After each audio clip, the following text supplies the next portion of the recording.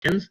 Meanwhile, during the presentations, should you have any question, then you write your questions in the chat box, which will take once the presentation is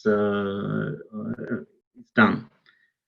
And we hope we have enough time, so come up with questions and discussions and whatever you want to take up. So, Wafiyyah, are you ready? Yes, I am. Okay, very well. Okay, we'll hand the word over to you, and you can tell us a little bit of your work. I've mentioned that you're a clinical psychologist. You work in different clinics in Mombasa. Maybe it will be interesting for the listeners to know a little bit about you. Welcome. Thank you, Abdul Qadir. Good morning, good afternoon, good evening, depending on which part of the world you are. My name is Wafiyyah. I'm a clinical psychologist based in Mombasa, Kenya. As Abdul Qadir said, I work at different places. So I am at Health Source Medical Clinic, Medical Center, which also has a branch at Bamburi Cement. That's where I mainly work from. And then I do have several other organizations that I do provide therapy services for. Today, we are talking about workplace bullying and harassment and the effects it has on mental health. Just allow me to share screen.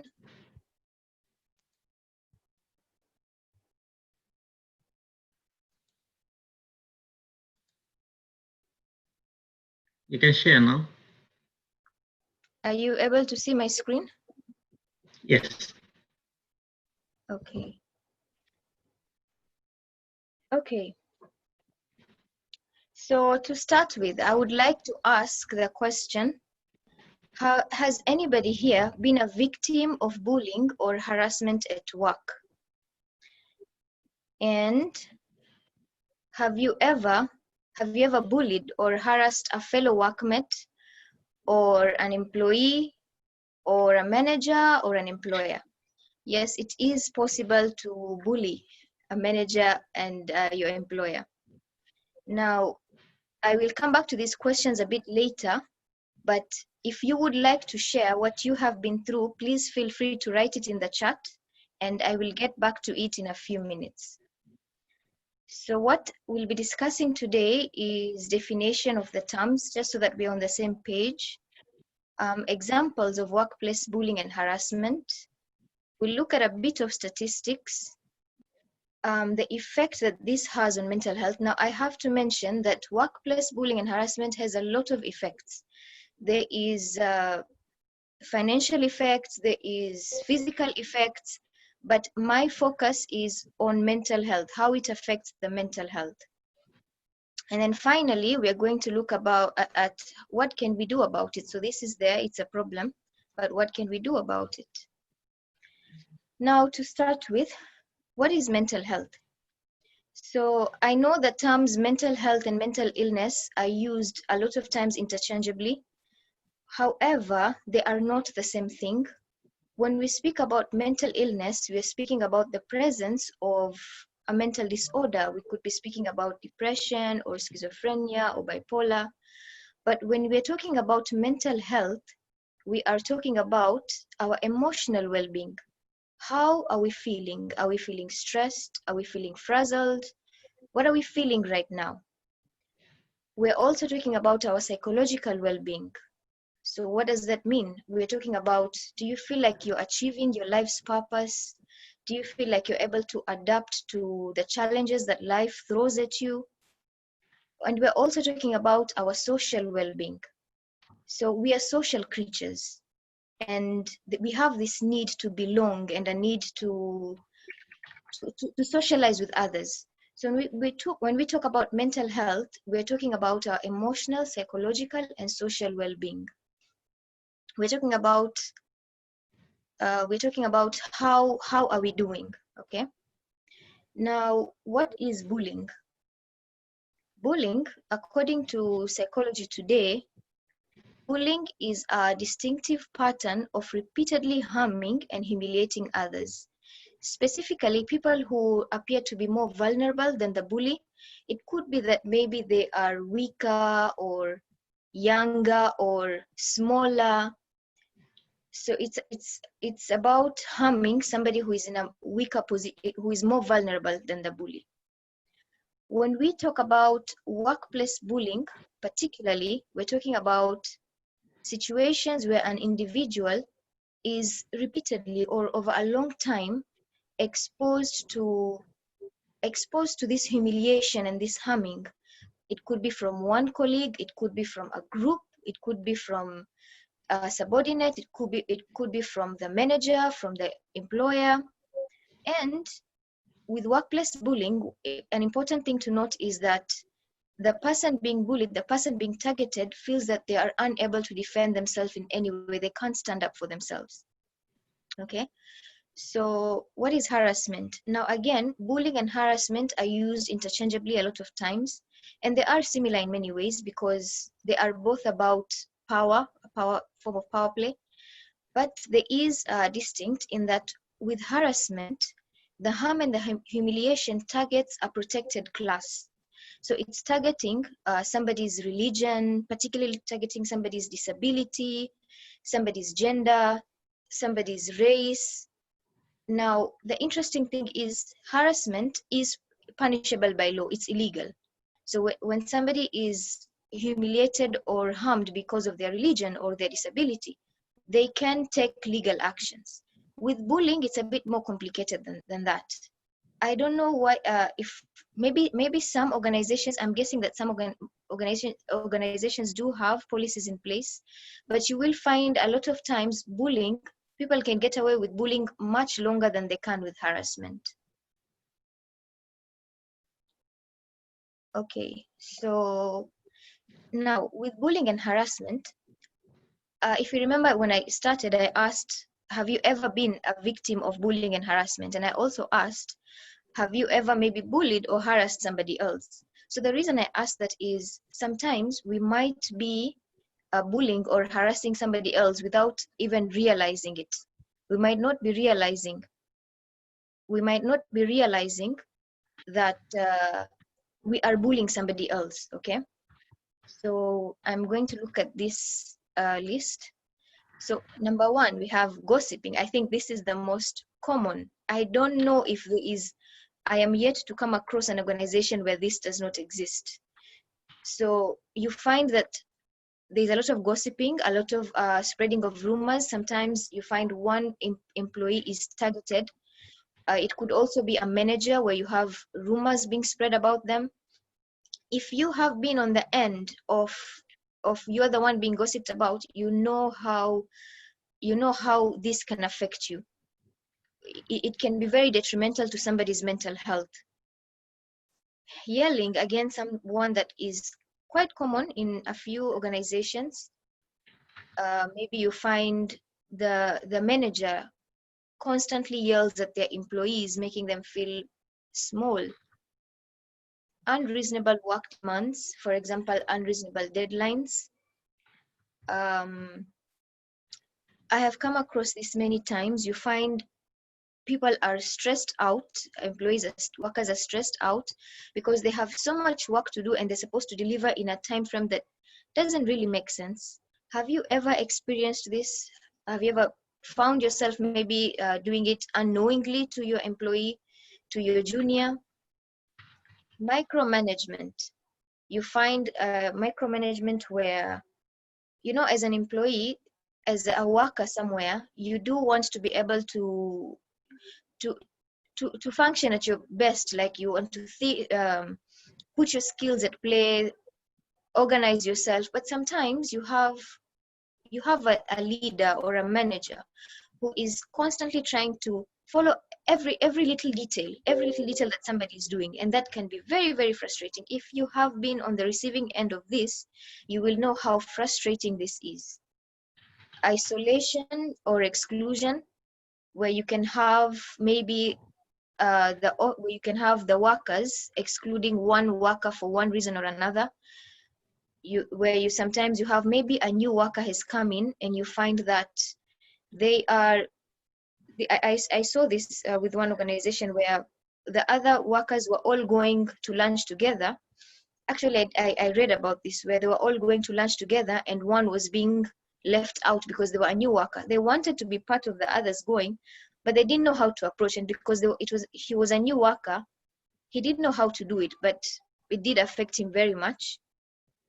Stealing another's work credit where you did not do, you're not the one who did, or you had somebody, you worked so hard and then you have somebody coming in and taking the credit from you.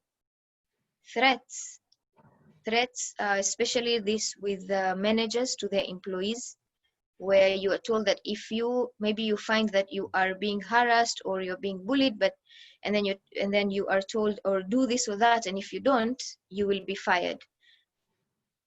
So threats again, intrusion of work privacy, unfair refusal of leave or training. You would find this a lot with organizations where you'd find sometimes the person who's supposed to go for that training doesn't go, and rather it's about connections. So who do the managers know better? The connections, somebody who maybe that training would have benefited somebody else more, but they don't get to go because maybe they don't have connections. Now, these things are not talked about, I know, but they happen and they're there. They're very, very real.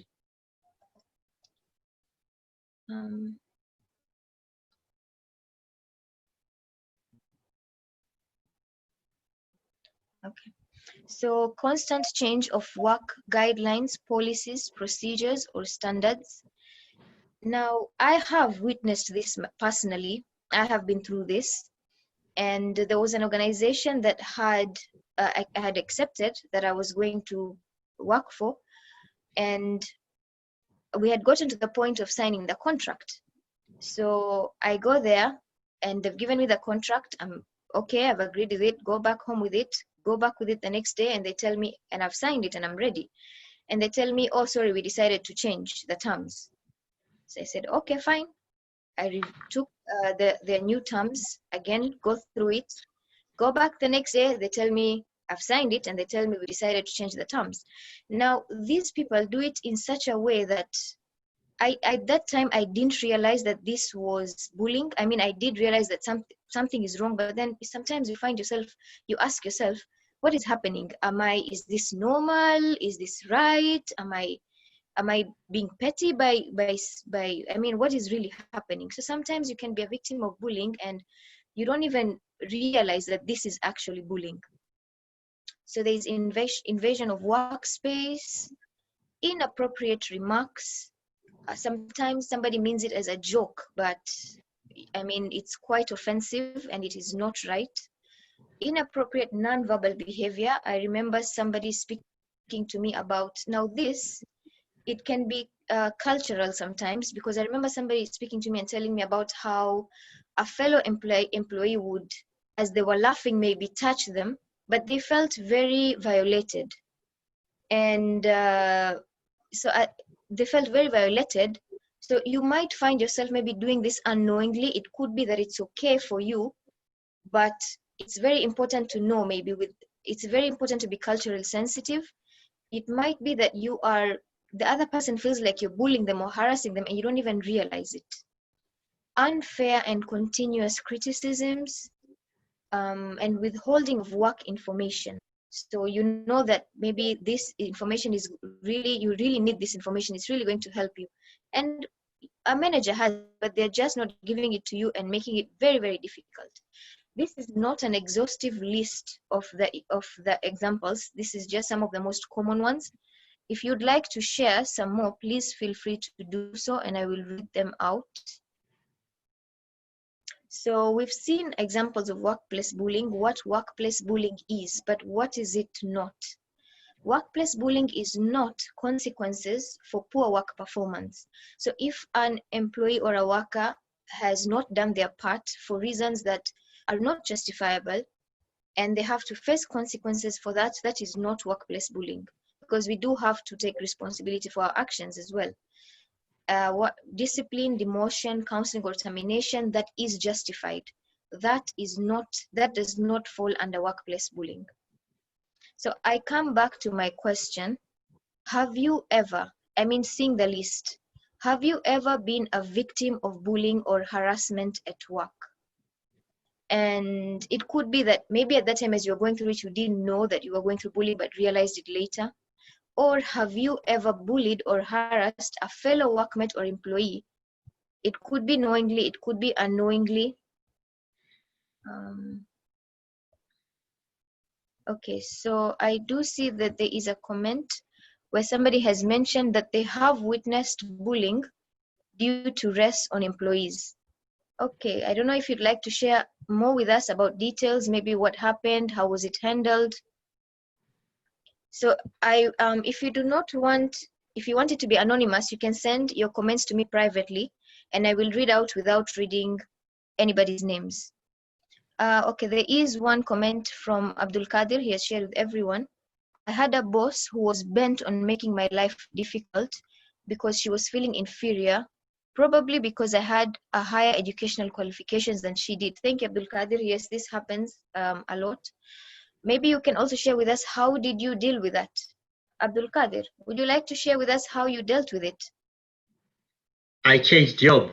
I left the job and applied for another one. But at the time when I was, when I was there, it was constantly. You have to be careful what you do, that you do it right and do it correctly, so that you don't give her a reason to be on your neck. And sometimes we had to do shift work, and we have to change the shifts. And she will come the day when I'm in the early morning, in the morning shift, and will want me to extend and take the afternoon shift and do 2 shifts at the same time. And this didn't happen to anybody else except except me. Then when we sit in group meetings, and she used to say, because previously there were, it was in a lab, and previously the people who were working there were mostly female. And then suddenly we were, I think, 3 or 4 males who have started working there. And she would say constantly that when we were just us girls, then it was fine. But when we started having men with higher education, everything has gone down the drain. Everything has not worked well.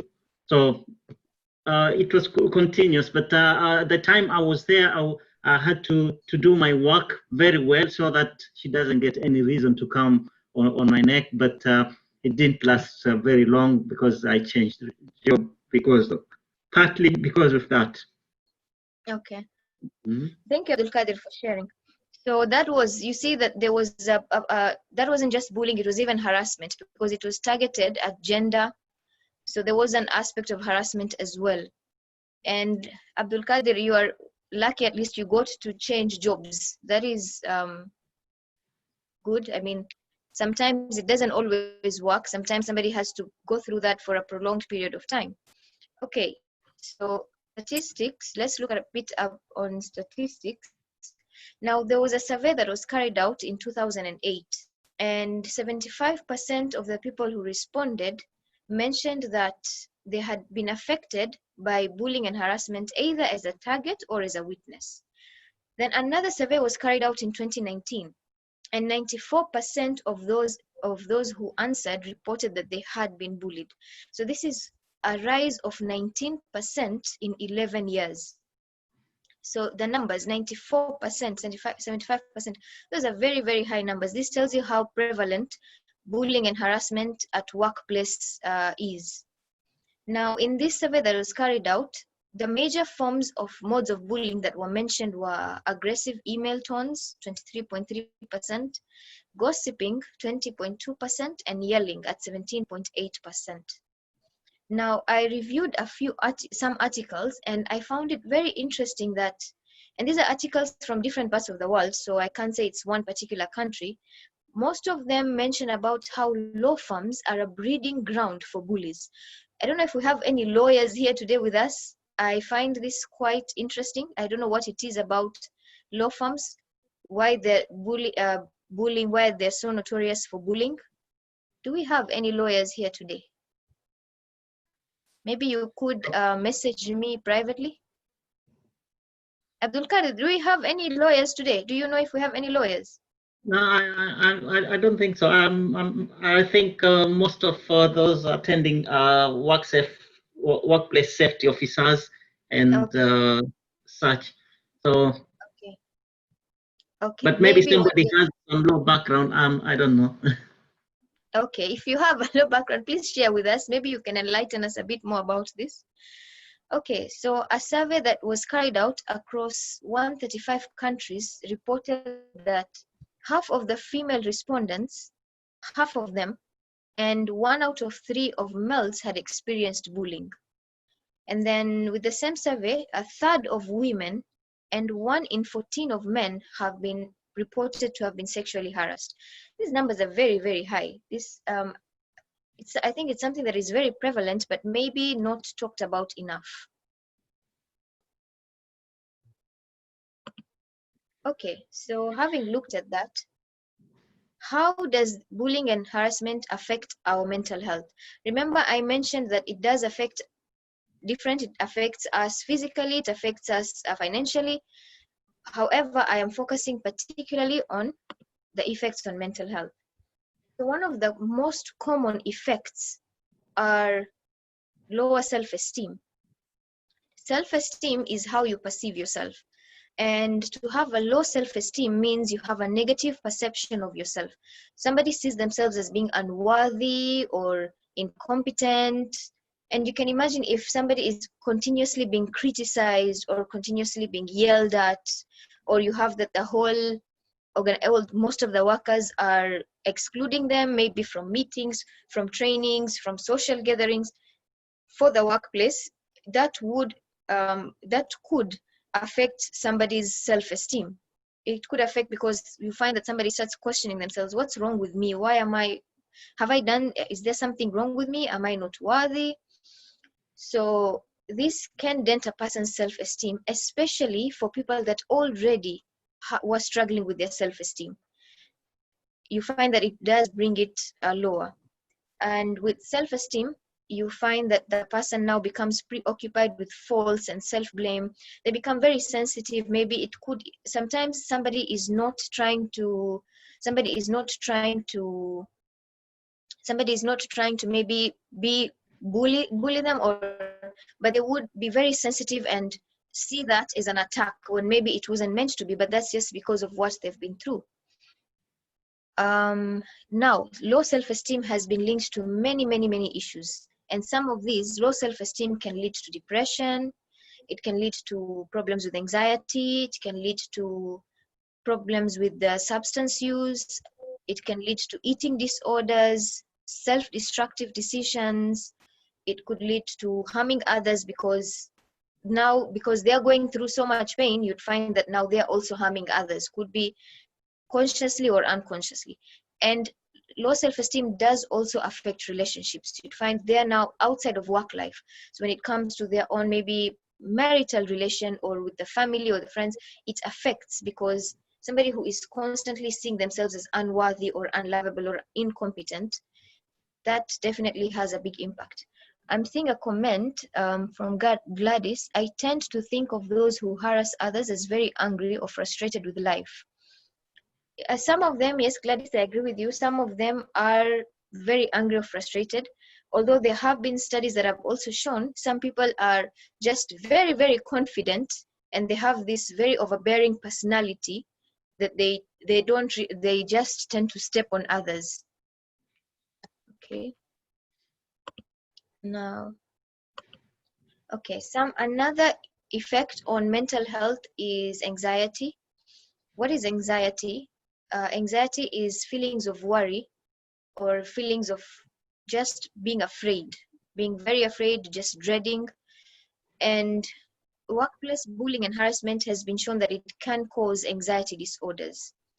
So anxiety, we all have some sort of anxiety at different points. And anxiety helps us. It helps us to prepare. Some anxiety helped me to prepare for this presentation. it's normal. It's normal. It helps us to avoid danger. However, when it now starts to interfere with daily functioning, that becomes a problem. And there are certain types of anxiety disorders that have been linked with workplace bullying and harassment. And these are generalized anxiety disorder. So generalized anxiety disorder has to do with a lot of fear or marked fear about, it's more fear about the future, about what the future holds. There's this preoccupation that something bad is going to happen. But you can imagine if somebody, you know, I think we spend more of our lives at work than we do at home. So if you're in this environment where you're constantly, you don't know, you constantly feel like something bad is going to happen, that can very easily now take over your life, because maybe you are subjected to criticism. So you now start, there's this fear that now forms. Another anxiety disorder is social anxiety disorder that has also been associated with workplace bullying and harassment. And this has to do with fear and avoidance of social situations. So somebody now starts being preoccupied that when they're in a group with others, they feel like they're going to be negatively evaluated, that they're going to be humiliated or rejected by others. Now, again, you can imagine if somebody is in the workplace and they are constantly being gossiped about or mocked or just put down, humiliated, this can very easily start taking over every part of their lives, where even if it's outside of work, could be a social gathering, but now I feel like the same thing is going to happen to their lives over and in their lives over and over. And they feel like they might make a fool of themselves, or they might say something wrong that insults another person. Another anxiety disorder is panic disorder. Panic disorder are recurrent, unexpected panic attacks, and as well as being worried that you're going to have more panic attacks. So I want to talk a bit more about panic attacks. Now, what are panic attacks? Panic attacks it's an abrupt surge of intense fear or intense discomfort, and this peaks within minutes. So somebody might be somewhere, maybe could be at work, could be I don't know, at the church, at mosque, or wherever, at the supermarket, and suddenly there is intense fear that just starts, very uncomfortable, and within a few minutes they're having a panic attack. So what are the symptoms of a panic attack? You've got heart palpitations. You feel like your heart is beating really fast or really hard. Sweating, even though maybe the weather is not as hot, just suddenly feeling like you're really, really sweating. Trembling or shaking. Feeling like you can't breathe. Feeling like feeling like you're choking. Having a lot of pain or discomfort in your chest. Nausea or abdominal distress, which is not linked to maybe having eaten something. Feeling dizzy, unsteady, feeling like somebody is going to faint. Chills or heat sensations. Numbness or tingling sensations could be in your arms, in your legs. Feelings of derealization. Derealization means you feel like you're here, but the surrounding is not real. If things around you feel like they're not real. Or depersonalization, where somebody feels like they're out of themselves. They feel like it's called an out-of-body experience, where somebody feels like they are not part of themselves. It's a very scary situation. Or fear of losing control or going crazy, and a fear of dying. So for it to be termed as a panic attack, we only need 4 of these symptoms. If 4 symptoms are present, that is considered a panic attack.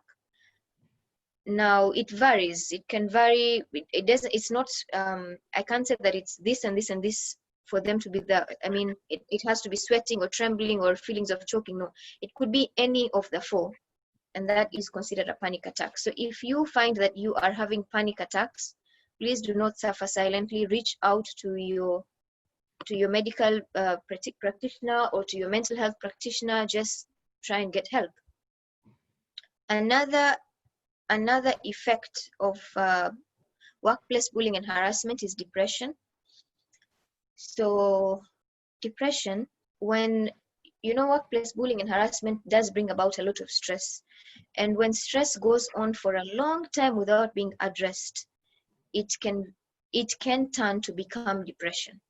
So what is depression? Depression is a serious but treatable medical condition, and it affects the way a person thinks, feels, and behaves. So what are the symptoms of depression? Somebody feeling sad or empty or hopeless most of the day for almost every day. Somebody feeling like they've lost interest. Maybe you feel like, I used to be interested in watching football or reading the newspaper, and suddenly you're just not getting pleasure from any of these things anymore. There's just a loss of interest. Significant weight loss or weight gain without being on a weight loss or weight gain plan, or decrease or increase in appetite, not being able to sleep, insomnia or sleeping too much, hypersomnia, feeling fatigued, loss of energy. And this isn't about coming from maybe a workout. No, the person just feels most of the time they feel like they have no energy. Feeling worthless, reduced ability to concentrate or think. You have sometimes people report that I could go to work and spend the 8 hours concentrating, doing my reports and all, but now suddenly, now somebody can't hold the attention for 15 minutes or 20 minutes.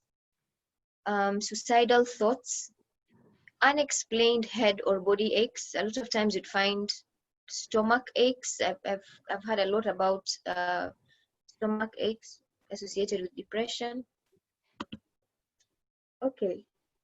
Another mental illness, a mental health issue with workplace bullying and harassment is complex PTSD.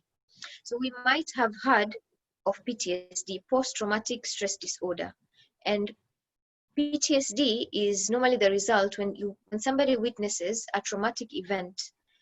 It could be that they have gone through a traumatic event or witnesses a traumatic event. Somebody can form. I'm not saying that everybody who witnesses or goes through will form PTSD, but some people do form PTSD. But now with complex PTSD, it's when the traumatic incidents are ongoing or repetitive, or the stressful situation just keeps going on, and the person feels like there's no escape from the situation. So if you remember at the beginning, one of the definitions of workplace bullying is where the situation is going on, and the person feels like they're helpless to stand up for themselves. So now you see the complex PTSD, where the person feels like there's no escape from the situation. Now PTSD has, if you suspect that you have PTSD, it's very important that you see an expert, so that they are able to look more into it. There are a lot of symptoms with PTSD. I did not include all of them. However, with the complex PTSD, some of the most common symptoms are having flashbacks.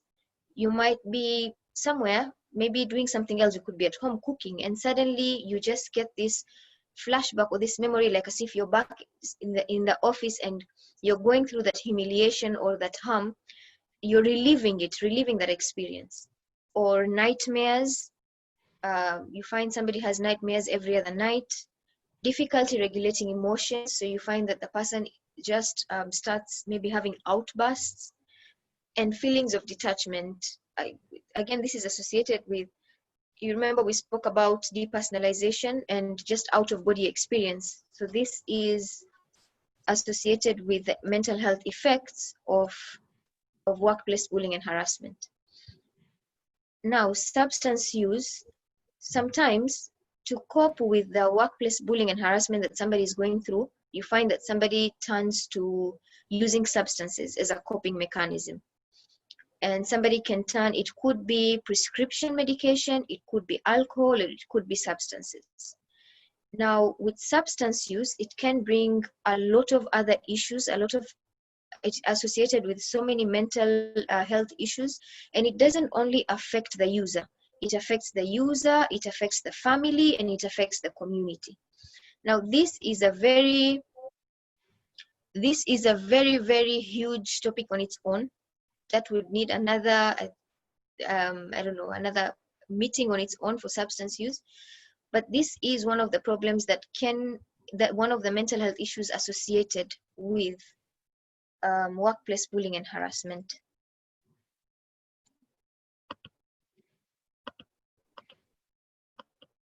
Okay, so increased risk of suicide. Sometimes, in extreme cases of workplace bullying and harassment, a victim can turn to suicide as a solution. And in places where the person has developed a mental health issue or a mental illness, as the ones we've spoken about, depression or complex PTSD, suicide can happen as a result. But as I said, this can be in extreme cases. Now, what can we do about it? Okay, so I am seeing a comment. I have witnessed a case where a boss vents his anger on employees because he is mistreated by the wife at home. Okay. And then there's a question: how does a safety representative react to these employees who feel bullied by either the boss or fellow employee? Okay, so maybe we can go through this section and then see if the question will be answered. If not, we will come back to it later. So what can we do about workplace bullying and harassment? Now, first question to ask. Look at yourself. You might be a manager, you might be an employer, you might be an employee. Are you putting other people, are you unconsciously or consciously bullying or harassing fellow employees or employers or managers? So it's important to look at ourselves first, because I mean, the change begins with us. So you might have been doing it unconsciously. Maybe it is time to be more conscious about it. You might have been making comments that are affecting somebody else without realizing it. You might be thinking that it's a joke, but you don't know how it might be affecting the other person. So it's good to assess ourselves and see could we be doing this? Could we be victimizing others? It might be that maybe you don't realize it, but it might be that you are maybe you're being culturally insensitive and you don't even realize it. It might be that it's not intentional. So as an employer, if you're an employer, one of the things that you can do to try and look at this problem of workplace bullying and harassment is try carrying out a survey. Because these things might be going on and you don't even realize that they're going on. You don't realize how much of it is going on. So you might consider carrying out a survey. These surveys could be anonymous so that people do feel free to answer, because sometimes people might not be willing to share. Maybe they want it more hidden. They might not be comfortable. It could be because of threats or for whatever reason. So do consider carrying out a survey. Look out for those that might be victims of bullying. There are some workers, there are some individuals that are just naturally soft-spoken. They are not the type to be aggressive. They're the type that others can easily take advantage of. So it might be a good starting point to be on the lookout for them. Very skilled workers, these also do tend to undergo workplace bullying and harassment for a number of reasons. It could be that the other workers might be jealous, or whatever reason, they're seeing that these are the favorites of the managers. So just to try maybe and spoil for them, you'd find that they are undergoing workplace bullying. New employees as they try to fit in, and then minority groups. So what we spoke about, protected classes, might be maybe a religion that it's a minority, or somebody who might be disabled, and just minority groups. Educating yourself about bullying and harassment could really help, because it might be that there's some things you might not have realized were bullying, but you do come to find out that they are, and that makes you more aware with the organization. Also, you could, when learning about bullying, you might come across policies that could help you put them into place in your organization. Carry out trainings, especially for managers, supervisors, and authority figures. So it has been a lot of times, the managers and the supervisors might be the ones, it has been reported that a lot of times it is the managers and supervisors or authority figures that are the ones carrying out the bullying or the harassment. So it's good to carry out trainings. Maybe you could train them on appropriate communication skills or assertiveness skills, investigate complaints promptly.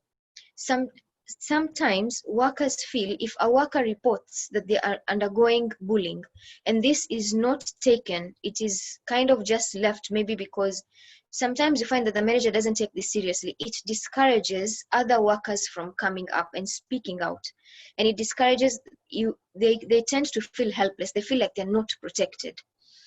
So it's very important to take complaints promptly, investigate until you find that, okay, maybe this is, if the only time maybe you can relax is if you find maybe it's not true or it's been exaggerated, but it is very important that you do take complaints very seriously until proven otherwise. Encourage a zero tolerance environment. When the workers see, maybe the managers see that the employer does not tolerate this, does not tolerate bullying, it does discourage them. It does also make the managers to be more careful about it.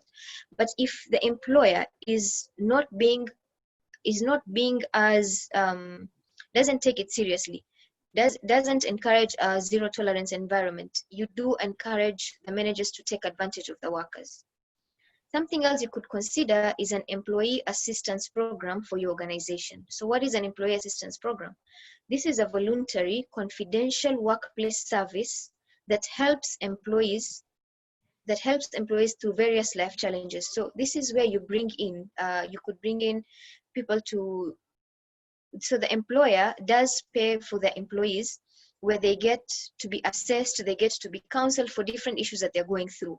So this could help with the workplace bullying. I am, allow me to read a comment. I'm seeing a comment. A civil manager nicknamed me troublemaker because I was undertaking my job as a safety officer and he was not happy about it. As all he cared for us, production, were not, management were not also willing to let this manager go, and they tried downplaying his unbecoming actions. A civil manager nicknamed me troublemaker because I was undertaking my job as a safety officer and he was not happy about it. All he cared for was production. Management were not also willing to let this manager go, and they tried downplaying his unbecoming actions. There you go. So you find that this is definitely bullying. Nicknaming somebody, calling them a troublemaker, and definitely this, I mean, it shows that they had their one issue or the other. And because the management did not take this seriously, maybe you can let us know, did you feel like taking it up? How did you handle it? What did you do about it? Because, I mean, definitely I can see that the person did not feel cared for, because if they're bringing this up and the management doesn't take this seriously, then you are breaking down and encouraging that bullying environment. Okay, there is, you can also have a speak up line or mail hosted out of sight, not to identify the caller.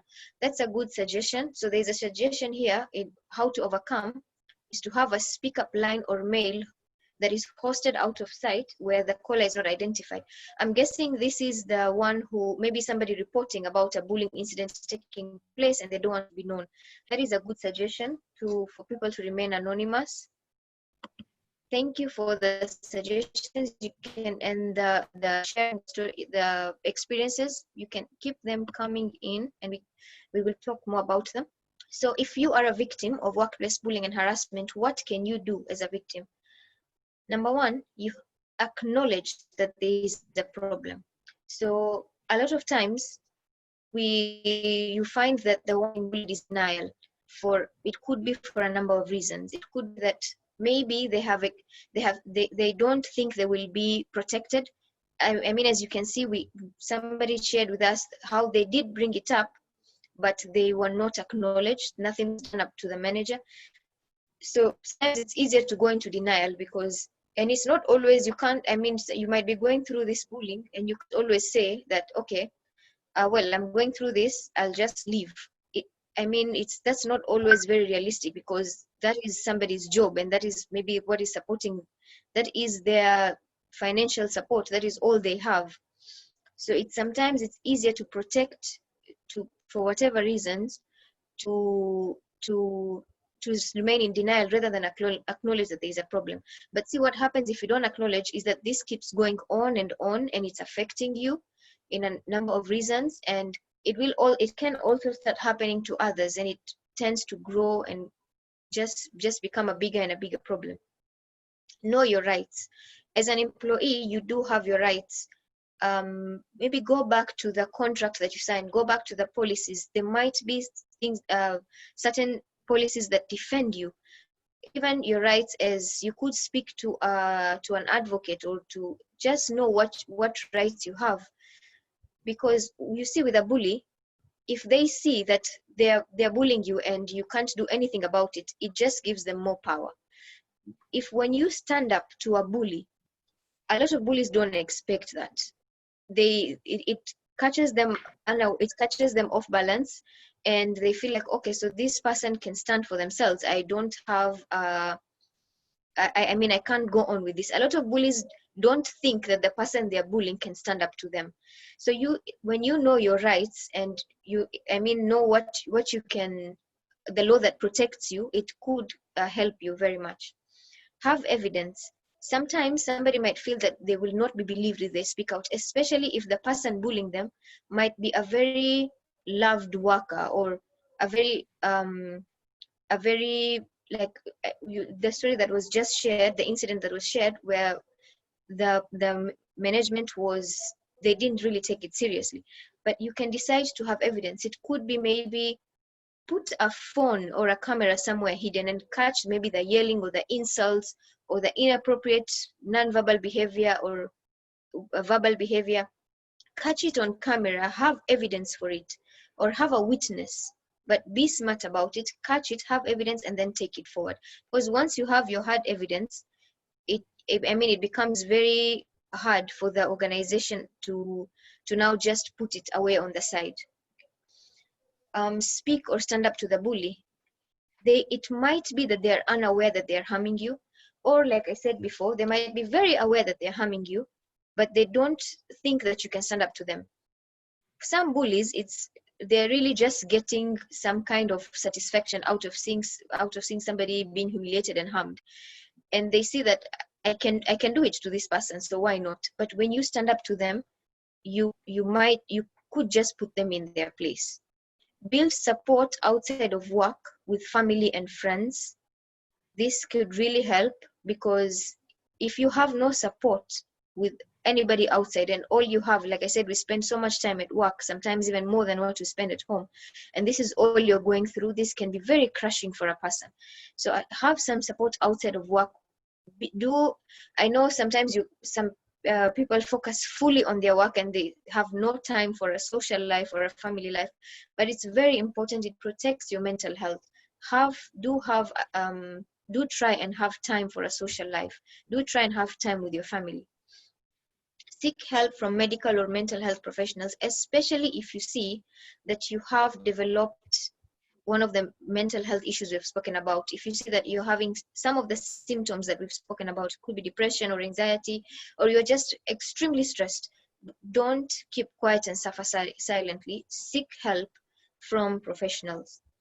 So there is a comment: an employee assistance program has helped. It's private and helps employees, giving them confidence to speak to a private consultant. Thank you, Bayo, for sharing that. Yes, it definitely does make a big difference. Okay, that brings me to the end. That brings me to the end of my presentation. If you have any questions, comments, or concerns, please feel free to bring them forward. If you'd like to keep it anonymous, you could share with me privately. Thank you very much, Wafiyyah. This is it's very good. I've learned some things which I didn't think they fall under bullying and harassment.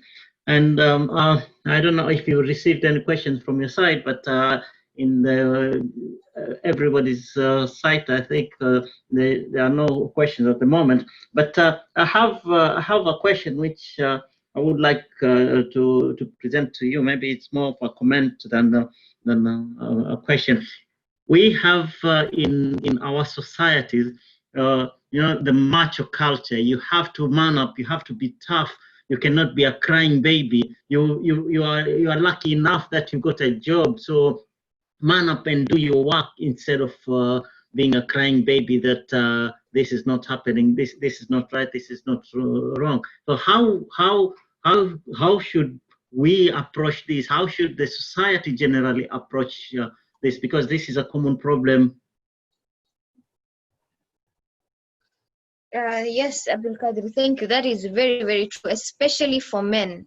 This applies especially more so for men, where they're just expected to man up. Sadly, this is very true.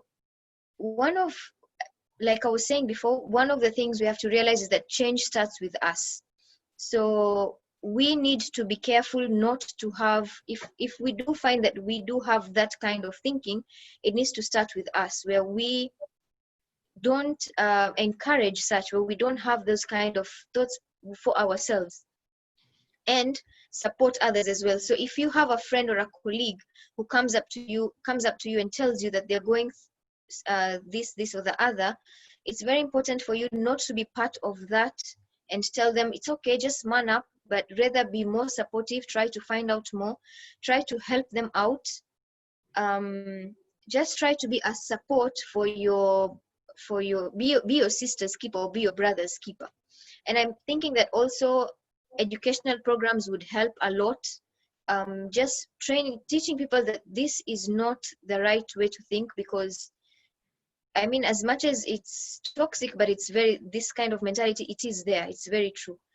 To realize that if it's bullying and it's affecting the other person. And by us saying that, you know what, just man up, doesn't make the problem go away, doesn't suddenly make the person just feel better, or the person can't just switch on and off their emotions just because they've been told to man up. So I think maybe a lot of education, a lot of trainings on this. The change has to start also from us. Support, be your brothers or your sisters keeper, and for yourself as well. I hope I answered you, Abdul Qadir. Yes, thank you very much. And I'm looking if there's any other question. I don't know if you have on your side, but yeah, real men take initiative, ask, take action, live responsibly as you value yourself. While we are waiting for others to write down their questions, or raise your hand if you want to speak instead of writing, and we'll unmute you and let you speak. But something else, you mentioned that those who are being bullied should stand up for themselves, and they should stand up against the bullies. So what are you suggesting? If the boss is yelling at me, so I should yell back, or what do you have in mind? If somebody every single day when he passes by me, he pushes me, so I push back. What do you have in mind when you say you stand up again for yourself? Okay, thank you, Abdul Qadir. That's a very good question. How do you stand up to somebody who's bullying you? So the example of when the boss is just yelling at you, okay, yelling back is not going to help. It's just going to turn into a fight. But by standing up for yourself, what I'm talking about is approach the person who is bullying you. Be respectful, but be assertive. Now, I do realize that this is not always possible. I mean, if it is a boss who will not hear you out, this might not work. But if it is somebody that you can approach without it turning into something else that is much bigger or much more toxic, do approach the person and assertively and respectfully tell them about, you know what, you keep pushing me or you keep calling me names, and I that is unfair. I do not like it, and I would want you to stop. I do not appreciate this kind of behavior. If you can, be very assertive with them. as I said, I do recognize that this is not always possible. So you might want to check, to assess the situation first and see, is this something that is doable on your side? Or is it better for you to take another approach when you're doing another approach to overcome the workplace bullying and harassment?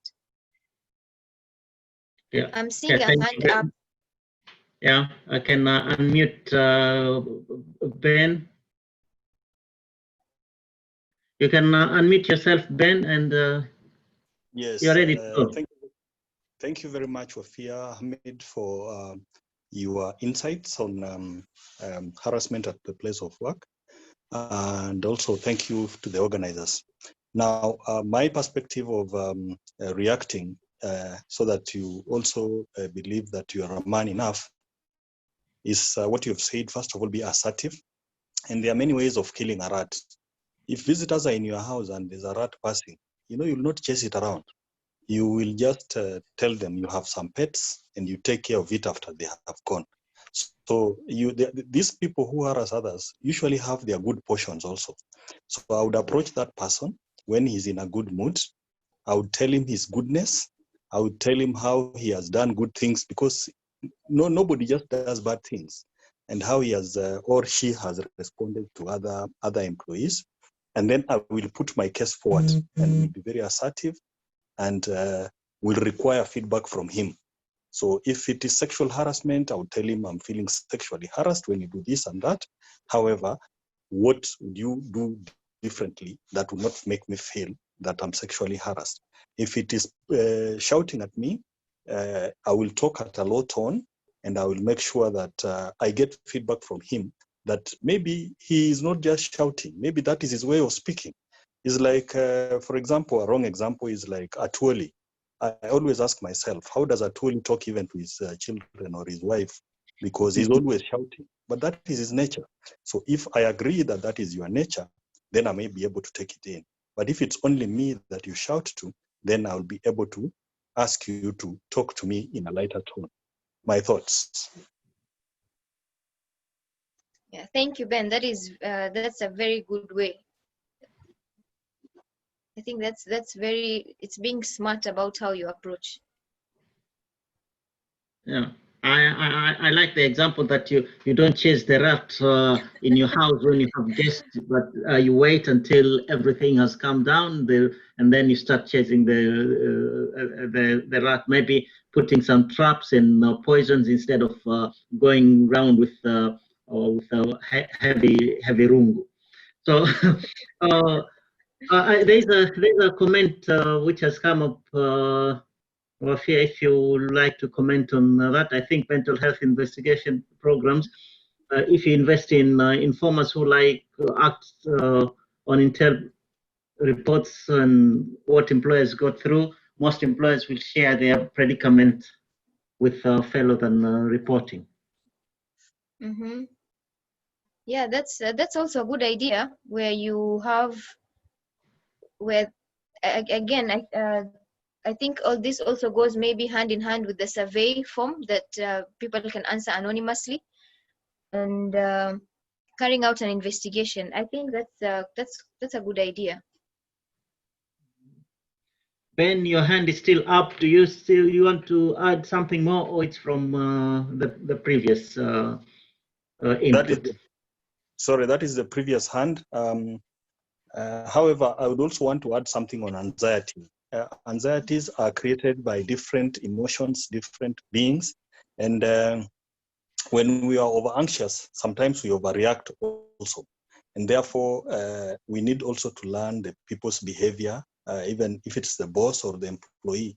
And some people behave differently at different times.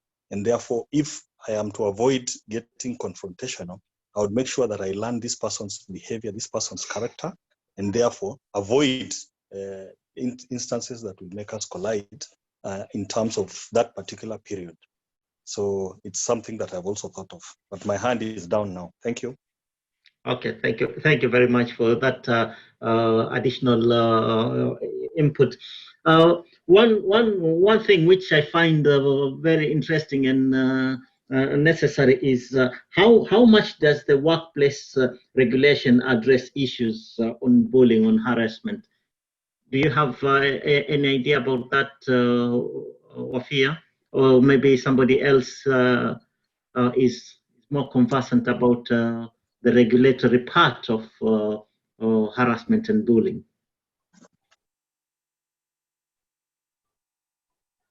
I think it's better if we'd have somebody more conversant with that. Because the regulation is very clear when it comes to physical hazards and where you need personal protection equipment, where you need falling from heights, things like that. It's very clear. So what about the mental health part? Ben wanted to say something. Yes, I think where we are at the moment, this mental health thing is still a new phenomena in this region, and therefore it has not been accepted by the employers. However, the law is very clear about harassing an employee depending on his creed, his religion, his sex, and all those things. The only thing that is a challenge that I find is when employees feel intimidated because there are no jobs, and therefore the employers take advantage of that. Somebody said that he was harassed and then he left and got another job. It is not easy to get just jobs like that, and therefore employees will swallow this. And then there are things that are cultural that people fear also to discuss, and therefore they are not embedded in law. It matters culture, because culture is supposed to be dealt with from a different perspective. However, the law is very clear about harassment, and if somebody went and reported you, in fact, what the labor laws stand for is that the employee will be given more advantage than the employer. However, you take an employer to court, chances of you surviving in that employee are very slim, because they'll have to find a way of getting rid of you. And that is the biggest challenge that we have in this country at the moment in matters mental health. We are harassed, we are intimidated, and we feel very belittled, and we feel annoyed, but there is very little we can do. And that's why we are having things like what Wafiyyah has talked about in matters getting into drugs, matters getting into alcoholism, because you find that is the social point that you can ease your pressures. But the law is very clear about harassment. The only thing is that we are intimidated about our self-being and the jobs that are available. Thank you. Well, thank you very much, Ben, for bringing that up, because we've seen these clips where people are claiming to be canned at work with some foreign companies and managers of some companies. And I remember seeing one where the guy was asked, "Why are you still in this work?" And he said very simply that.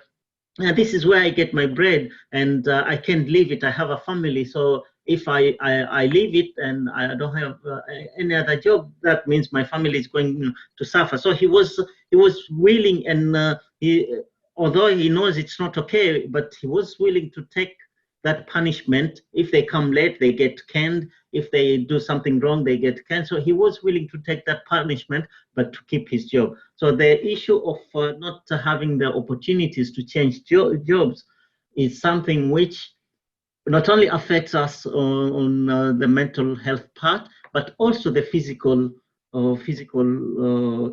part, because when you are canned at work, then you get injuries and you become sick, but you still have to keep that. So this is very real. Thank you, Ben, again for bringing that up. Any other questions, comments? It seems like the minds now have absorbed quite a lot, and we have to digest what we received today from our good clinical psychologist, Ms. Wafiyyah Hamid. We have Joseph Kimeo. Joseph. Thank you so much. Good evening, everyone. Thank you so much, Madam Wafiyyah Hamid, for your presentation. Actually, you have touched very sensitive parts of whatever people undergo in the workplace. I'm a psychologist myself. I'm a safety officer, I'm an engineer. So I can understand whatever happens in most of the workplaces, and I have been subject to whatever we are discussing. This is something I undergo like this month, next month, like that.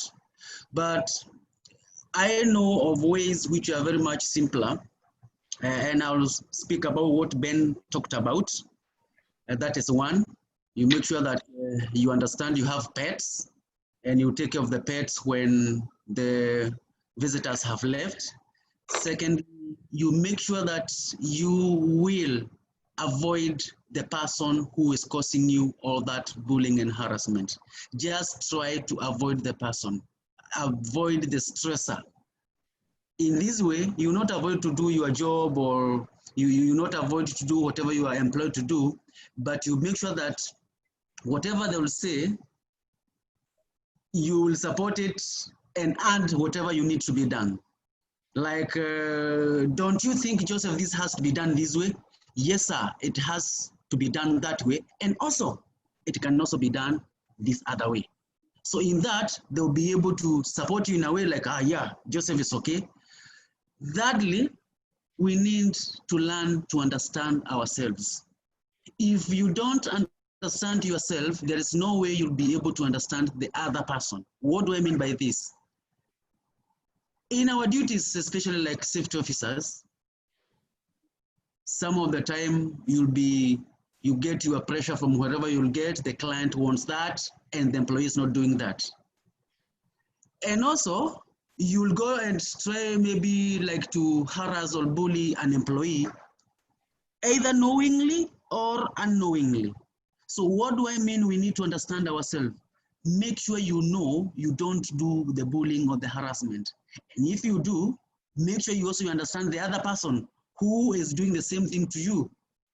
Understand they know it or they don't know it. And after that, you'll be able to cope with all this. Employments, they will still be there. There is no boss or employer who will be trying to speak softly to a human being, an employee. They will always be, even if they don't do it directly, they'll always be doing it indirectly, or even if they'll not be doing it knowingly, they'll be doing it unknowingly. So the best thing is understand yourself on how you can be able to get the shock absorber of the bullying and the harassment. But lastly, let's also make sure that we do again like Ben what he said. I clearly agree with Ben. Go and look at that person when they are happy. Speak to them and pass across your point. They might understand, they might hear you or not, but at least speak out, stand out. Make sure at least you are able to speak. Thank you so much. Thank you very much, Joseph, for that input.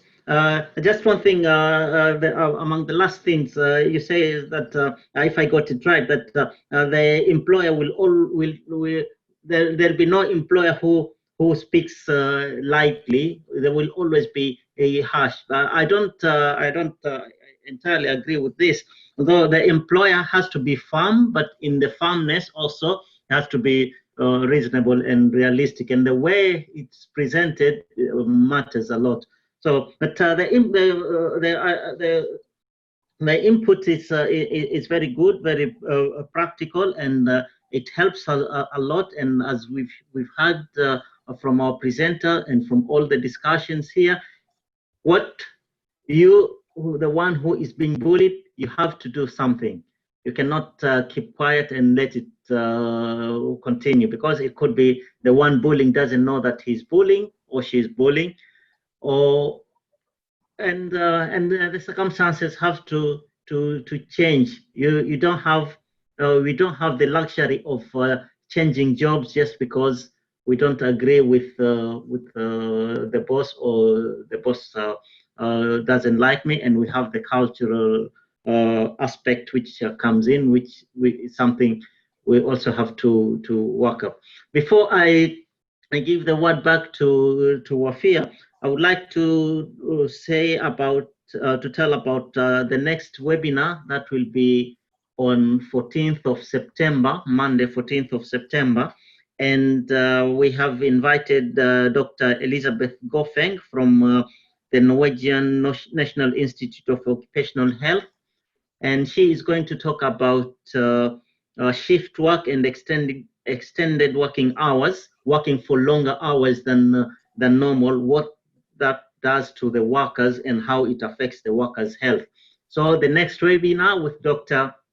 Elizabeth Goffeng from Norwegian National Institute of Occupational Health will be on shift work and extended work hours, how it affects the workers.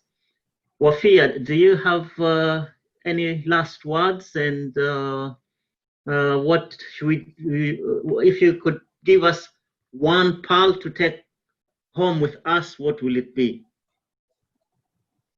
Okay, thank you, Abdul Qadir. One thing that I can say is mental health. Our mental health is very, very important. Make sure that you practice self-care. Make sure that you take care of yourself. I can see that somebody has raised their hand and they're asking to be picked. Maybe I can have them. Yeah, we can take that question. Sorry, I didn't see it earlier. Let me unmute you. You can unmute yourself and then speak, please. Assalamu alaikum. Wa alaikum salam. Okay, thanks for the good webinar and the discussion we are having. The mental health, as said earlier, is a new idea in our workplace. And that's why people think that having harassment and bullying at workplace is like normal. But apparently a lot of suggestions have suggested that it reduces a lot of output and maybe affects the emotional well-being of most employees. So I think the first major step in de-escalating workplace violence vis-a-vis harassment and bullying is creating the awareness of the violence itself by saying that by letting every employee know that harassment and bullying is a type of workplace and workplace violence that reduces the output and reduces the emotional well-being of their fellow employees. Another way of de-escalating workplace harassment is making people know that we have limits. We have what a fellow employee can absorb.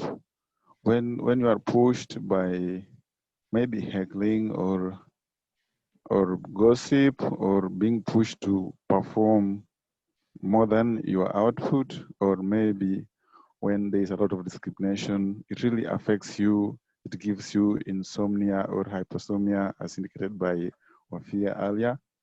And then this one will actually escalate one day into workplace violence. There's a lot of potential for a harassed employee to actually act violently. And when we say actual violence, we don't know what somebody can do. Remember that an employee who is actually having problems at work can easily do anything. They can actually organize for arson, maybe burning of fires. They can sell organizations information to anybody. They can use all they have negatively just to make sure that nobody wins, because they can fight the way they can. I mean, they can fight at their level. When they at their level, they have access to an organization security details, an organization information details. They can easily sell passwords. They can easily give out competitors the information that's not supposed to be out there. So workplace violence can actually make an employee feel that he is not wanted and may fight the organization that actually they're working for.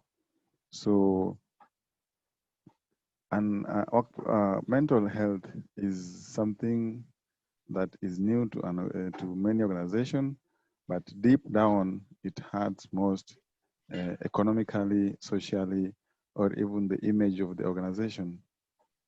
I think another issue should be that we should create an atmosphere where culture of normal or ethical or human behavior is put at first, so that we don't have people who have upper hand in insulting, harassing, bullying others based on religion, based on performance, based on work groups, based on job grades, based on salary. I've seen people who will actually talk about an employee's car, that somebody is driving a smaller car, and that means they are not well off, or they are down the ladder. I have seen employees who will always harass people based on the outfit. This person, okay, this lady walks on bui bui. Why don't you want to show your face? Why don't you want to show your hair? So at least somebody will not understand why somebody is having a face veil or the hijab for the religion purposes, or are they comfortable in that bui bui? Will always act like, why are you feeling hot inside that bui bui? It's hot, it should be free, you see? So bringing into the picture that workplace violence is not just about harassment and bullying, it also includes sometimes body shaming. Colleagues will tell you that, oh, you have a bigger tummy, you have a lot of fat, you know, you are thin and you are earning a lot. You know, those are negative comments. So bringing to attention to all employees through trainings, through awareness, through posters, and giving them that not only that at the workplace is prohibited, there is a lot of the legal aspects of workplace harassment. Thank you, Wafiyyah. Thank you for the input. It's it's very the issue of mental health is never ending. We can discuss and come up with different issues and important things which were brought in the last input about training and training and training. We have to train and we have to train. So Wafiyyah and company, you have to come and train people and train people and train people, and the safety officers who are here and elsewhere, they have to train the workers, they have to train the employers, they have to train the trade unionists so that they can stand for those who are standing for others and help them. Okay, I think we'll put a full stop there. Wafiyyah, I'll give back the last word to you, and after that, we'll give it back to Mr. Imran. He has some few things for us. Thank you, Abdul Qadir. Thank you, everybody. Thank you to the organizers and everybody that came. A good discussion. It was an honor to be here to have this discussion tonight. One thing that is our mental health is very important, and mental illnesses are very real.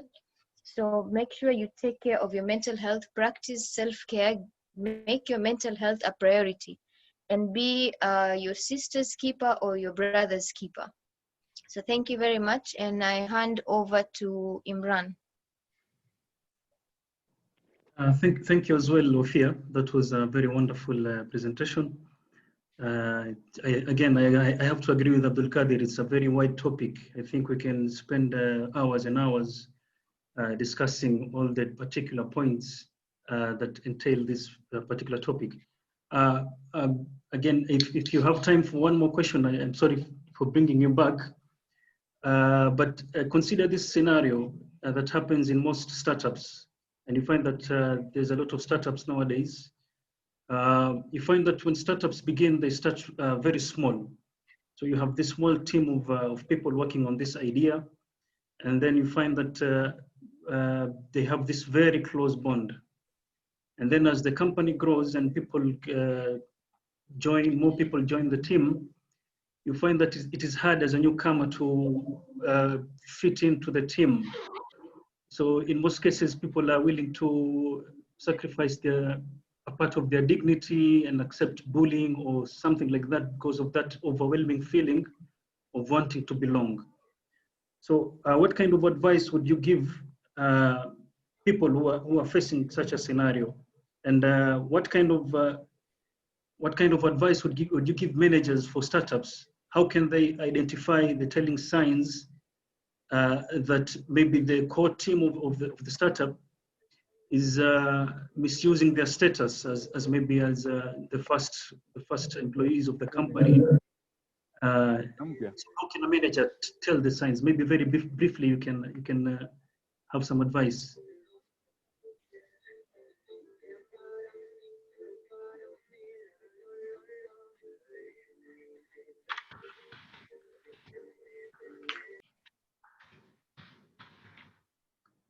Hello, Wafiyyah. Okay. Yes. I was unable to unmute myself. So Imran, if I got you correctly, you mentioned that sometimes small startups, when they become bigger, the ones who started the company tend to bully or harass the newcomers that are coming in once the organization has already been established. Is that what you mean? Yeah, precisely. Okay. So maybe putting in place for the managers, putting in place trainings, putting in place for them also some kind of supervision by once that the employer sees that this is an issue that his managers have, he could have some kind of what we were saying about zero tolerance for bullying. Make sure you have policies in place that just because they're managers, it doesn't give them the right to bully or harass people, that they also need to face consequences. So it's up to the employer to put in place measures that ensures that there are consequences to what the managers are if they bully or harass other people. Because if not, then you will find the new ones, that maybe the new workers who come will not be able to produce and will not be able to function at their best, and productivity will go low. So at the end, the organization is the one that will suffer, and it might end up now having to go backwards. As much as it has grown, but now it might start to go backwards. So it's very important that the employee puts in place measures. And I'm thinking also what is it called? I'm thinking also the activities, team building activities might help very much, where from time to time, including the old workers and the new workers, just to form that bond, and that might also help a lot. I'm thinking of those two, the team building activities and having policies in place that even the managers do have to face consequences if they humiliate or harass or bully others. And again, the EAP programs that I had mentioned before, where the new workers are allowed, and even the old workers, it might be that they're harassing the new ones because of their own personal issues. So going through these, the EAP program might help them, going through trainings, going on therapy, going through counseling for them, and also for the new workers, might also bring about changes and a difference in the organization. I hope I have answered you, Imran. Yeah, very, very perfectly. Thank you. So yeah, thank you very much. Thank you for taking the time out of your day. I know it's a very odd time of the day to have a webinar. Most people just want to find a place and lie down. But before I wrap up this meeting, I just wanted to point out we've made changes to our website. We've redesigned our website for all. I'm going to share the links to the page. Additionally, we are recording this webinar as we have recorded all other webinars that came before, and we usually post it on our YouTube channel. I will share that as well. And we have a webinar page on our website where we share details about the next meeting. So I am going to share that presently. So if you want to check those out, feel free to do so. Additionally, we also have a subscription form on our main web page. For those of you who want to keep up with whatever OSHPRO is doing, we have our mailing list, which you can add yourself to by using the subscription form. I think that was a wonderful presentation. I don't want to spend any more time speaking basically, except to say thank you again to Wafiyyah. Thank you to everyone who participated.